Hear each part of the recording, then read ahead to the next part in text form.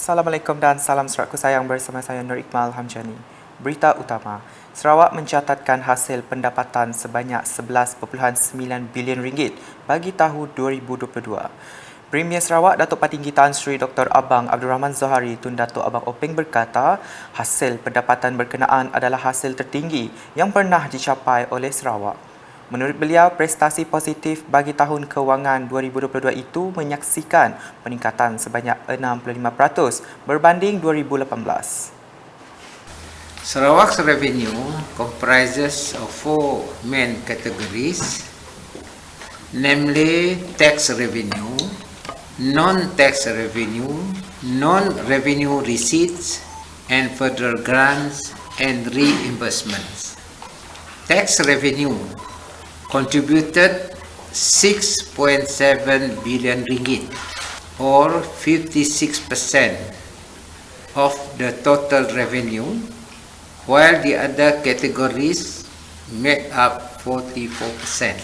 Under the tax revenue category, state sales tax (SST) contributed 84%, or 5.6 billion ringgit of the total tax revenue collected. The taxable products under SST, among others, comprise of oil and gas products, oil palm products, and aluminium. The improved performance in SST collection was due to higher market prices in 2022 for oil and gas products and oil palm products. Prior to the introduction of SST on oil and gas products, particularly for the financial year 2018, that was about 4 years ago, the revenue collected then was at 7.2 billion ringgit. Therefore, the revenue performance for the financial year 2022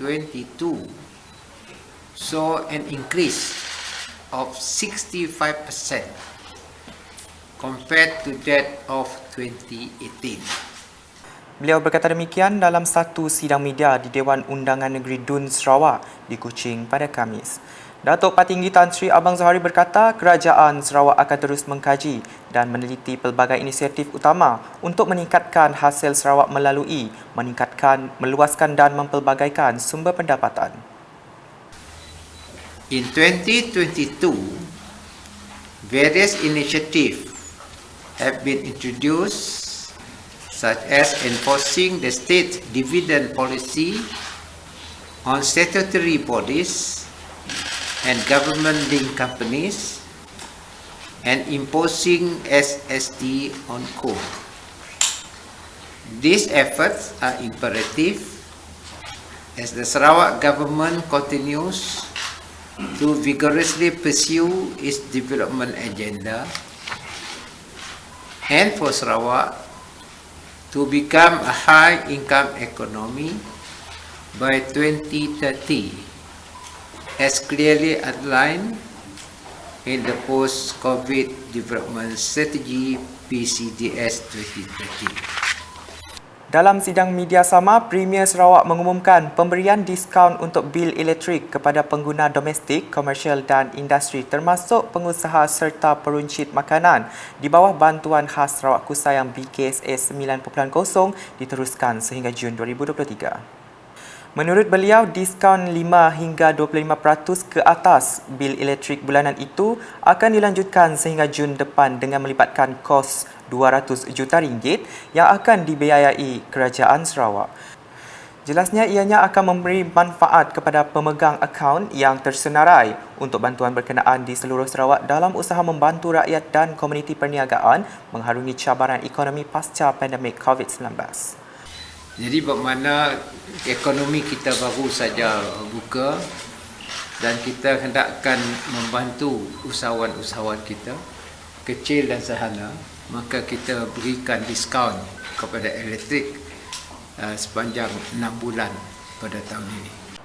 Hadir sama dalam sidang media itu ialah Timbalan Premier Sarawak, Datuk Amar Douglas Ugat Embas, Datuk Amar Awang Tengah Ali Hassan dan Datuk Sri Profesor Dr. Sim Kuhian, Menteri Utiliti dan Telekomunikasi Datuk Julaihi Narawi, Menteri Industri Makanan, Komoditi dan Pembangunan Wilayah Sarawak, Datuk Sri Dr. Stephen Rundi Utom, Menteri Pembangunan Wanita, Kanak-kanak dan Kesejahteraan Komuniti Sarawak, Datuk Sri Fatimah Abdullah, Menteri Pendidikan, Inovasi dan Pembangunan Bakat Sarawak, Datuk Roland Sagawiin, Timbalan Menteri di Jabatan Premier Sarawak Hal Ehwal Korporat Penerangan dan UKAS, Datuk Abdullah Saidul, Timbalan Menteri Perancangan Bandar, Pentadbiran Tanah dan Alam Sekitar, Datuk Len Talif Saleh dan Setiausaha Kerajaan Sarawak, Datuk Amar Muhammad Abu Bakar Marzuki. Laporan seterusnya. Timbalan Menteri Kesihatan Lukan Isman Awang Sauni telah mengadakan lawatan kerja rasmi ke Pejabat Kesihatan Bahagian Miri pada Rabu. Tujuan lawatan kerja tersebut adalah untuk mendapat maklumat lanjut mengenai status perkhidmatan kesihatan yang disediakan di bahagian Miri Amnya serta daerah-daerah Miri, Subis, Beluru, Marudi dan Telang Usan khususnya. Dalam pada itu, ketibaan beliau telah disambut oleh Pegawai Kesihatan Bahagian Miri Dr. P. Ravi Rahman Pakiri Sami, Pegawai Pergigian Bahagian Miri Dr. Franklin Richard Seling, Pegawai Farmasi Bahagian Miri Eileen Yi Si Shin, serta ketua-ketua sektor dan ketua-ketua perkhidmatan dari pejabat tersebut. Setelah selesainya sesi menandatangani buku pelawat, Lukan Isman menghadiri sesi pembentangan oleh pegawai-pegawai berkaitan di mana beliau diberi taklimat berkaitan situasi terkini perkhidmatan penjagaan kesihatan prima, perkhidmatan penjagaan kesihatan pergigian prima dan perkhidmatan kesihatan farmasi. Beliau kemudiannya menyampaikan amanat kepada anggota kesihatan yang hadir dalam sesi pembentangan itu sebelum mengakhiri lawatan kerjanya dengan sesi bergambar. Beralih ke perkembangan selanjutnya. Yayasan Sarawak akan menjadi tuan rumah bagi Pesta Sukan Antara Yayasan Negeri Se-Malaysia Pesaya ke-14 yang berlangsung pada 10 hingga 19 Februari ini. Setiausaha Kerajaan Sarawak, Datuk Amar Muhammad Abu Bakar Marzuki berkata, kali terakhir Yayasan Sarawak menjadi tuan rumah sukan berkenaan adalah pada tahun 2013. Sehubungan itu, jelasnya semangat berpasukan perlu dikekalkan oleh semua kontijen yang menyertai sukan dui tahunan untuk Pesaya edisi ke-14. Jelasnya semangat berpasukan dan kesukanan adalah kunci utama untuk meraih kemenangan dalam setiap pertandingan. Beliau juga berharap agar semua peserta dapat menunjukkan sikap yang positif kepada kontijen-kontijen yang datang dari luar negeri yang turut menyertai dalam pertandingan ini kelak. Datuk Amar Muhammad Abu Bakar Marzuki berkata demikian ketika berucap dalam majlis penyerahan bendera kepada Chief The Mission di Dewan Jamilah Yayasan Sarawak pada Khamis. Selain itu, Datuk Amar Muhammad Abu Bakar Marzuki berkata objektif program itu adalah untuk mengeratkan hubungan antara yayasan negeri di Malaysia menerusi satu hala tuju yang sama iaitu mengukuhkan dan mengembangkan usaha sama yang telah lama terjalin. Untuk rekod, negeri-negeri yang mengambil bahagian dalam kejohanan ialah Johor, Kedah, Kelantan, Melaka, Negeri Sembilan, Pahang, Perak, Perlis, Sabah, Selangor, Terengganu dan wilayah persekutuan. Tumasya kali ini bakal menyaksikan sebanyak 13 kontijen negeri yang akan mengambil bahagian dalam 15 jenis sukan yang dipertandingkan dengan slogan perpaduan dalam kepelbagaian melalui sukan. Seramai 163 orang peserta daripada kontijen Sarawak bakal menyertai dalam pertandingan tersebut. Antara sukan yang dipertandingkan adalah bola sepak, badminton, bola jaring, bola tampar, 10-pin bowling, dart, e-sport, futsal, golf, karom, petong, pingpong dan sepak takraw. Paparan berikutnya. Para ibu bapa diingatkan agar tidak menyerahkan sepenuhnya tanggungjawab kepada cikgu untuk mendidik anak-anak mereka. Ahli Parlimen Batang Lupa Muhammad Syafizan Kipli berkata ibu bapa perlu turut memainkan peranan dalam memastikan anak-anak mereka mendapat keputusan yang baik dalam akademik. Katanya warga pendidik juga perlu mempunyai kepedulian yang tinggi dengan merangkas strategi untuk meningkatkan keputusan peperiksaan para pelajar agar lebih tinggi.